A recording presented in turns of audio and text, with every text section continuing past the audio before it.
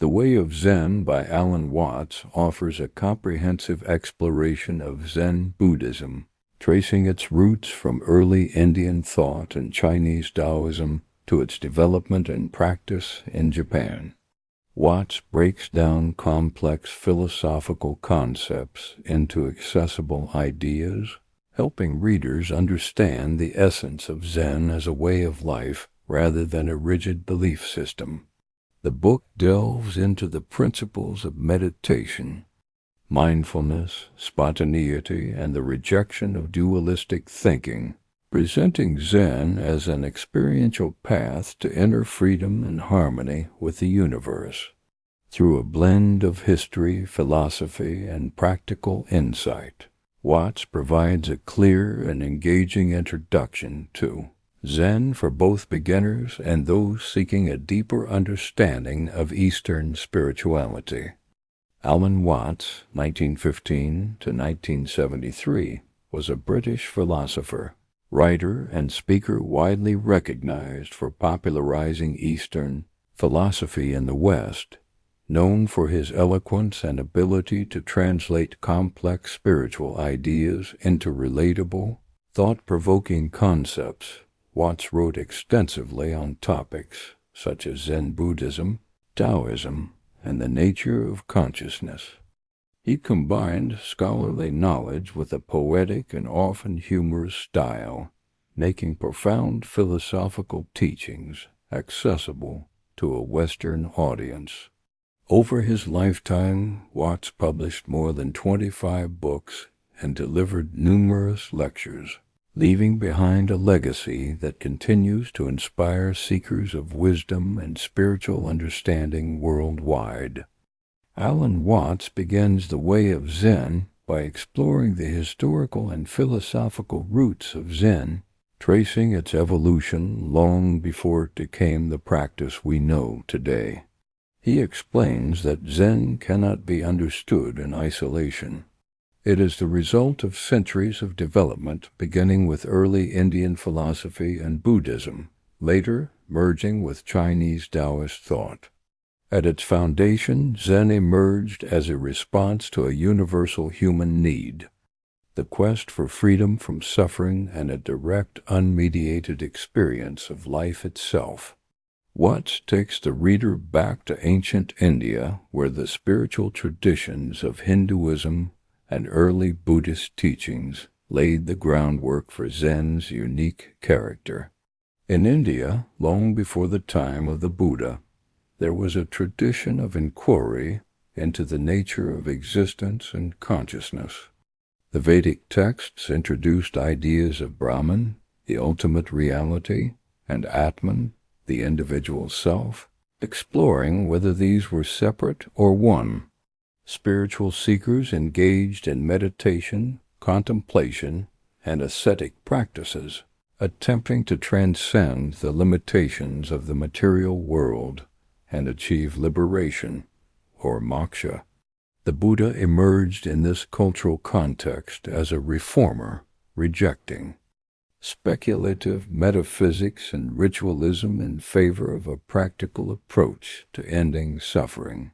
His teaching, known as the Dharma, centered on the Four Noble Truths and the Eightfold Path, a method for seeing through illusions of self, desire, and attachment to experience reality as it is. These early Buddhist ideas, impermanence, non-self, and liberation from craving, would later become essential to Zen philosophy. Watts highlights that the Buddha's teaching was not meant to be a rigid doctrine, but a way of awakening to reality. The famous parable of the raft illustrates this. The Dharma is like a raft used to cross a river. Once on the other side, it is not to be carried on one's back forever. This spirit of practicality, flexibility, and freedom from clinging would deeply influence Zen centuries later.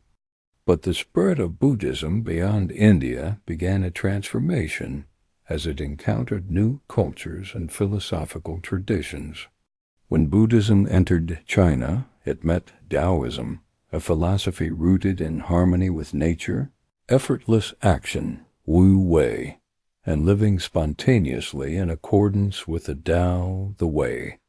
Taoism rejected rigid rules, dogmatic thinking, and forced morality, instead valuing a natural, flowing approach to life. This resonated strongly with certain Buddhist ideas, especially the teaching of emptiness, anyat, the idea that all phenomena lack inherent, independent existence and are interconnected and constantly changing. Taoist imagery, with its rivers, clouds, and effortless movements, blended seamlessly with Buddhist meditation. An insight into the nature of reality, this fusion of Indian Buddhism and Chinese Taoism gave rise to what would become Zen, known in Chinese as Chan. It was neither strictly Indian nor purely Chinese, but something unique, a living tradition emphasizing direct experience, wordless understanding, and natural spontaneity over ritualistic worship or complex doctrines. Watts emphasizes that this combination stripped Buddhism of its Indian, scholasticism and Taoism of its mystical obscurity, producing a practical, grounded path focused on awakening here and now. Zen's roots are therefore deeply historical, yet radically anti-dogmatic. It does not aim to provide ultimate answers about the cosmos or metaphysical truths. Instead, it is concerned with seeing clearly, dropping illusions, and living harmoniously with the flow of existence. The foundations laid in this early phase set the tone for the Zen tradition that would flourish in China and Japan, a tradition not of belief but of experience, where enlightenment is not something attained in the distant future, but realized in the immediacy of this very moment. Alan Watts continues by explaining how Zen evolved as it moved across cultures, transforming from the Indian Buddhist tradition into the uniquely Chinese Chan school, and later into Japanese Zen. This development was marked by a shift away from reliance on scriptures and doctrines toward a focus on direct experience, wordless understanding, and the cultivation of spontaneous living in harmony with nature. When Buddhism entered China around the 1st century CE, it was initially seen as a foreign philosophy, heavy with Indian metaphysical ideas and complex monastic rules. Over time, however, it began to merge with the native Taoist worldview. Taoism emphasized effortless action, Wu Wei, living in accordance with the Tao, and abandoning rigid distinctions between self and the natural world. These ideas resonated deeply with Mahayana Buddhist teachings, particularly the concepts of emptiness, anyat, and dependent origination, which taught that nothing exists independently, but only in relation to everything else. Out of this fusion emerged Chan Buddhism, a distinctly Chinese form of Buddhist practice that prioritized simplicity, meditation, and direct realization over intellectual debate. One of the key figures in the birth of Chan was the legendary Indian monk Bodhidharma, who is said to have traveled to China around the 5th or 6th century CE. Bodhidharma rejected the scholarly approach to Buddhism and emphasized meditation as the core of awakening.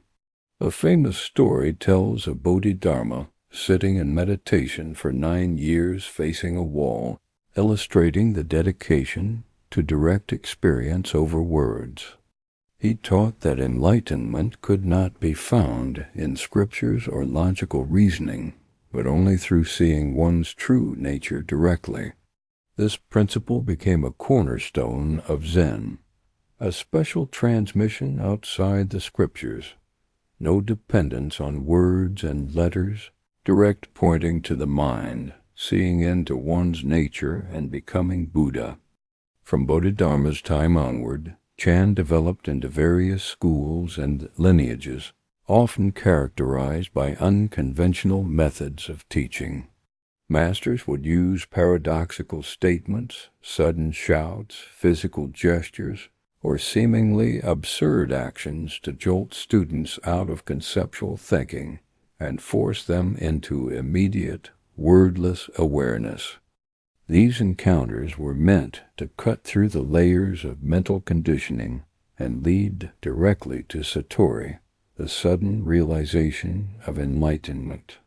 Zen stories, later known as koans, emerge from these teacher-student exchanges, serving as tools to challenge the rational mind and open the door to deeper insight. As Chan matured in China, it absorbed cultural elements that shaped its style.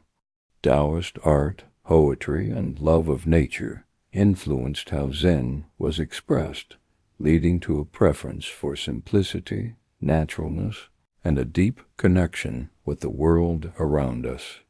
Monasteries were built in mountains and forests, creating an environment where practice flowed seamlessly with the rhythms of nature. Rituals were stripped down to their essentials, and meditation zazen became the primary practice, often combined with everyday tasks like sweeping, gardening, or tea-making as opportunities for mindfulness and presence. By the 12th century, Chan spread to Japan, where it became known as Zen. The Japanese refined the tradition, emphasizing aesthetics, discipline, and integration of Zen principles into art, architecture, tea ceremonies, calligraphy, and even martial arts. Two major schools emerged: Renzai, which focused on the use of koans to provoke sudden enlightenment, and Soto, which emphasized silent sitting meditation. Shikantaza, as the direct expression of enlightenment itself. Both schools sought to transcend intellectual understanding and cultivate a state of pure presence and awareness. Zen in Japan became deeply woven into the culture, influencing not just religion, but also everyday life. The Zen garden, with its carefully placed rocks and raked sand, reflected the principle of simplicity and emptiness, allowing the mind to settle into stillness. The tea ceremony embodied mindfulness and grace in every gesture, turning a simple act of drinking tea into a spiritual experience. Zen calligraphy expressed the immediacy of thought and feeling in a single brushstroke, capturing the spirit of the present moment. In all these practices, Zen encouraged living fully and directly, free from attachment to concepts or rigid structures. Watts highlights that the development of Zen was not a rejection of Buddhism, but a return to its original spirit, a practical path of awakening here and now, unburdened by dogma or ritualistic excess. Zen offered a way to experience reality directly beyond words and ideas, blending Indian insight with Chinese, naturalism, and Japanese artistry. It was never meant to be a religion of faith, but a method of realization, a way of seeing into the heart of life itself. Alan Watts shifts the focus from Zen's historical evolution to its underlying philosophy, emphasizing that Zen is less a belief system and more an experiential way of living. Unlike many religious traditions that rely on dogma, creeds, or fixed rituals, Zen directs attention to the immediacy of reality as it is, free from conceptual overlays or illusions of permanence and separation. Watts presents Zen as a path that seeks direct experience of life unmediated by words or intellectual reasoning, pointing toward a freedom that is always available in the present moment. One of the foundational principles of Zen is the concept of emptiness, anyat, derived from Mahayana Buddhist thought. Emptiness does not mean non-existence, but rather the absence of inherent, independent identity in all things. Everything exists only in relation to everything else. Nothing stands alone or is fixed in its nature. This understanding dissolves the boundaries we create between self and world, subject and object, leading to a sense of interconnectedness with all existence. Zen emphasizes that clinging to the illusion of a separate, permanent self is the root of suffering, and awakening involves seeing through this illusion completely. Another essential principle is non-duality. In everyday thinking, we divide the world into opposites, self and other, good and bad, life and death. Zen sees these distinctions as mental constructs, not ultimate truths. Reality itself is undivided, flowing, and dynamic. When the mind drops its habit of labeling and categorizing, there is no conflict or separation, only the seamless experience of life unfolding. This non-dual understanding is central to Zen practice, breaking down the artificial barriers that prevent us from fully experiencing reality. Watts explains that Zen rejects purely intellectual approaches to enlightenment. Philosophical speculation and theological debates are seen as distractions from direct experience. Zen masters often used paradox, silence, or seemingly nonsensical statements to free students from logical traps. The purpose of Zen teaching is not to provide answers, but to point beyond words and concepts, allowing one to experience truth directly. A famous Zen saying captures this: "The finger pointing at the moon is not the moon. Teachings and scriptures may guide the way, but true realization comes from seeing for oneself." Central to Zen is the practice of mindfulness and presence. Enlightenment is not a distant goal to be achieved in the future, but a recognition of the reality that is already here. By giving complete attention to the present moment, whether sitting in meditation, drinking tea, or walking in nature, one experiences life directly, without distraction or mental commentary. This immediacy dissolves anxiety, regret, and longing, which all arise from living in imagined pasts or futures instead of the actual now. Zen also values spontaneity and naturalness, concepts influenced by Taoism.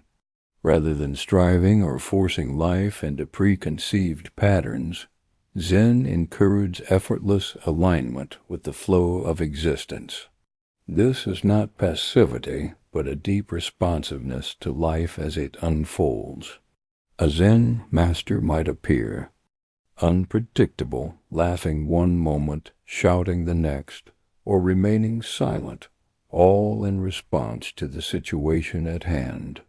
True spontaneity arises when the mind is free from self-conscious control, allowing actions to flow naturally, like water finding its path. The philosophy of Zen also embraces impermanence, anicca. Everything is in constant flux. Clinging to stability or permanence is futile and a source of suffering. Zen does not seek to escape impermanence, but to live in harmony with it, appreciating the fleeting beauty of each moment. This acceptance brings a profound peace, as one no longer resists change or fears loss, but moves gracefully with life's ebb and flow. Watts emphasizes that Zen enlightenment, often called satori, is not a mystical escape from the world, but a seeing into one's own nature and the nature of reality. It is a shift in perception where the illusion of separateness dissolves, and one experiences the interconnectedness and immediacy of all things. Satori can be sudden and profound, often sparked by a koan, a direct experience in nature, or a moment of complete stillness. Yet, Zen also teaches that enlightenment is not a final destination, but a way of being ever present, continuously unfolding, expressed in ordinary life. Ultimately, Zen's philosophy is about freedom from attachment, delusion, fear, and the compulsive need to grasp and control life. It invites one to drop the endless seeking for meaning or security and simply experience existence as it is, without filters. Waits portrays Zen as both radical and simple, a return to what has always been true yet overlooked, that awakening is not something to attain, but the recognition of a reality already here, vast, empty, and alive. In this section, Alan Waits shifts the focus from Zen's philosophical foundations to how it is lived and practiced in everyday life. Zen is not just a theory or a set of beliefs, but a way of being that is expressed in meditation, work, art, and ordinary daily activities. Watts highlights that Zen practice does not aim to achieve enlightenment as a future goal, but to realize the awakened state that is already present, obscured only by conceptual thinking and attachment. The essence of Zen practice is simplicity, directness, and full engagement with the moment. At the heart of Zen practice is Zazen, or seated meditation. Unlike other forms of meditation that may focus on visualization, chanting, or concentration on a specific object, Zazen is about just sitting, allowing thoughts to arise and pass without clinging to them or pushing them away. The posture itself is an expression of wakefulness, sitting upright, breathing naturally, and being fully attentive to the present moment. This practice reveals the nature of mind and reality directly, without the need for complex teachings. Watts explains that Zazen is not a technique to achieve something later, but the expression of enlightenment itself. Simply sitting in complete awareness is already awakening, as it is a return to unconditioned presence. Beyond meditation, Zen practice infuses everyday activities, turning ordinary actions into opportunities for mindfulness and realization. Monks sweep floors, chop wood, fetch water, and prepare food not as chores to be rushed through, but as complete, wholehearted acts of presence. Every gesture, from walking to eating to washing a bowl, is performed with attention and simplicity, free from distraction. This practice embodies the Zen understanding that there is no separation between the sacred and the mundane. Enlightenment is not confined to temples or special states of mind, but is expressed in each moment of ordinary life when fully lived. Another important aspect of Zen practice is the use of koans, paradoxical riddles, or stories that challenge logical thinking and conceptual understanding. A master may present a student with a question like, "What is the sound of one hand clapping?" Or, "Show me your original face before you were born." These koans cannot be solved by intellect or reasoning. Instead, they provoke a deeper, non-conceptual insight that transcends dualistic thought. The process of working with a koan under the guidance of a teacher can lead to sudden breakthroughs, moments of satori where reality is seen directly and without the filters of conditioned mind. Zen also places great emphasis on spontaneity and naturalness, living in alignment with the flow of life without forcing or manipulating circumstances. This principle, influenced by Taoism, teaches that awakening is not a matter of effortful striving, but of letting go of resistance and allowing life to unfold as it is. A Zen practitioner responds to situations fluidly, without premeditation or rigid rules, like a musician improvising or water flowing around rocks. This kind of spontaneity arises from a mind that is free from attachment and self-conscious control, fully attuned to the present moment. The aesthetic expressions of Zen, such as gardens, calligraphy, tea ceremonies, poetry, and martial arts, are not separate from spiritual practice, but extensions of it. A Zen garden, with its raked sand and carefully placed rocks, is designed to evoke simplicity, stillness, and spaciousness, allowing the observer's mind to settle naturally. Zen calligraphy is performed in a single, deliberate brushstroke that reflects the state of mind of the artist. Hesitation or ego-driven effort distorts the work. The tea ceremony transforms the simple act of preparing and drinking tea into a ritual of mindfulness, grace, and presence, where every movement is executed with quiet awareness. Even martial arts like Kendo or Aikido, influenced by Zen, are not about domination, but about flowing with energy, timing, and precision rooted in stillness of mind. Zen training often involves a relationship with a teacher or master, not as an authority figure who provides answers, but as a guide who challenges assumptions and points students back to direct experience. The teacher's methods can be unconventional shouting, striking, or giving cryptic instructions to disrupt habitual thinking and provoke awakening. The role of the teacher is to prevent the student from clinging to concepts, words, or false certainty, leading them instead to the freedom of immediate awareness. Watts emphasizes that Zen practice is about freedom from striving, not adding another layer of discipline or self-improvement to life. Many people approach spirituality as a quest to become something more enlightened, more pure, more spiritual, but Zen sees this as another form of attachment, another ego-driven goal. True Zen practice is dropping the search entirely, recognizing that nothing is lacking in this moment. Enlightenment is not something gained, but something realized when illusions fall away.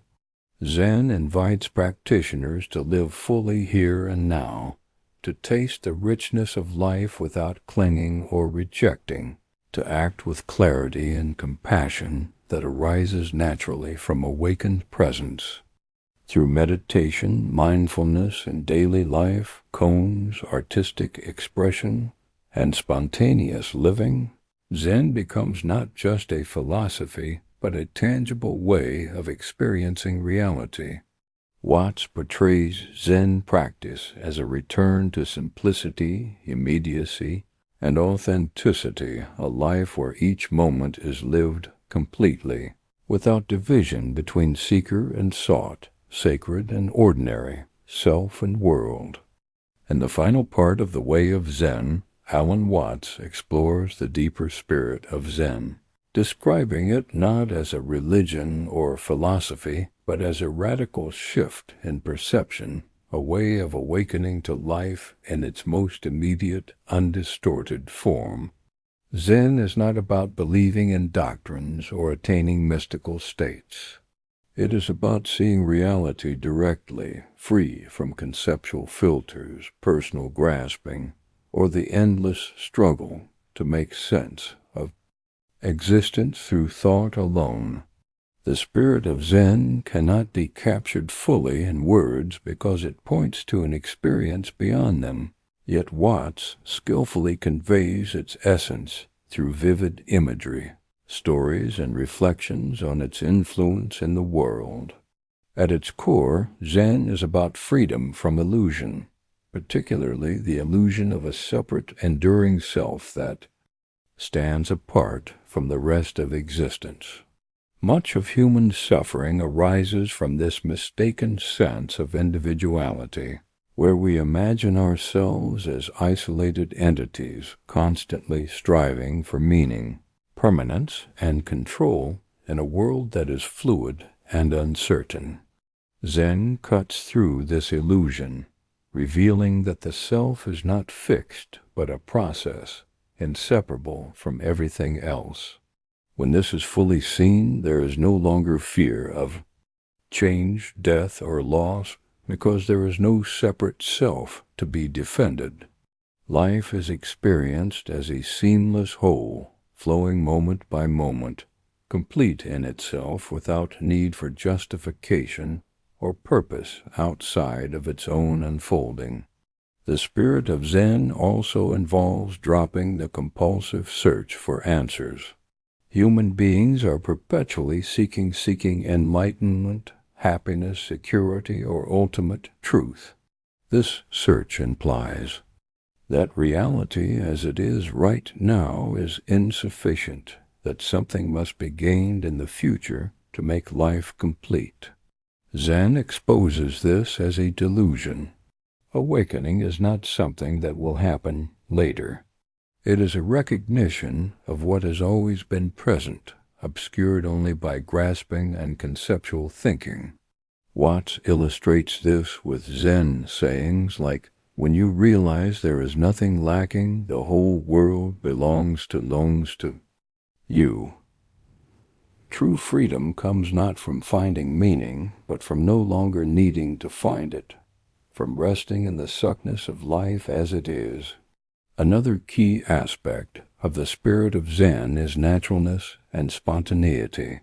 Watts repeatedly emphasizes that Zen is not about becoming something other than what you are or conforming to a rigid ideal of holiness.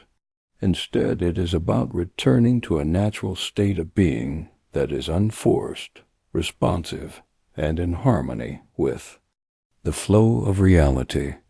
Just as a tree grows or a river flows without effort, a person living in Zen acts without self-conscious control, free from the burden of trying to be spiritual or achieve enlightenment. Actions spring from awareness itself, perfectly fitting the moment like a dancer moving effortlessly with music. This is not carelessness, but a profound trust in life's inherent wisdom. Zen spirit also transcends words, concepts, and logic. While Zen has teachings, stories, and methods, they are not meant to be clung to or treated as absolute truth. They are like fingers pointing to the moon, useful only until one sees the moon for oneself. Once reality is directly experienced, scriptures, doctrines, and even Zen itself are let go. This is why Zen often seems iconoclastic, irreverent, even humorous. Zen. Masters laugh, shout, or give absurd answers, not to mock truth, but to free students from their attachment to explanations and lead them to direct seeing. Enlightenment is not a conclusion to a philosophical problem, but a moment of pure presence where life is experienced without mental barriers. Watts explains that Zen embraces impermanence and death as integral parts of life's flow, not as enemies to be feared or conquered. When there is no clinging to a separate self, death loses its sting, becoming simply a transformation within the endless process of existence. The spirit of Zen is therefore profoundly liberating. There is nothing to gain, nothing to lose, nothing to hold on to. Each moment is complete, fleeting, and infinitely precious. This realization brings not despair but joy, as life is freed from anxiety and burden experienced directly in all its vividness. The influence of Zen extends beyond monasteries and meditation halls, shaping art, culture, and even modern thought. Zen aesthetics favor simplicity, asymmetry, silence, and empty space, reflecting the principle of openness and freedom from excess. Zen poetry, especially haiku, captures the fleeting beauty of a single moment, a falling leaf, a bird's call, a drop of rain, without commentary, allowing reality to speak for itself. Zen-influenced arts, from tea ceremonies to calligraphy, express mindfulness and presence in each movement. Even in the West, Zen has inspired new approaches to psychology, philosophy, and creativity, encouraging ways of thinking and living that are less rigid, more intuitive, and more aligned with the immediacy of experience. Watts concludes that the spirit of Zen is a way of liberation. It is not about withdrawal from the world, but about awakening fully within it, seeing that there is no separation between oneself and life as it is. This awakening is not mystical or otherworldly. It is the simplest thing imaginable, the direct experience of reality before it is divided, named, or conceptualized. Zen invites us to stop striving, stop clinging, and stop searching, to fall into the present moment where nothing is missing and everything is already whole. Zen, in this sense, is a return to our original nature, open, fluid, interconnected, and alive. It does not promise escape from the challenges of life, but transforms our relationship to them, dissolving fear and resistance. In the spirit of Zen, one laughs freely, acts naturally, loves fully, and dies without regret, knowing that life, just as it is enough. Thank you for joining me on this journey through the wisdom of words. If you enjoyed this summary and want more insights from timeless books, don't forget to like this video, subscribe to Mindful Reads, and tap the bell icon so you never miss an episode.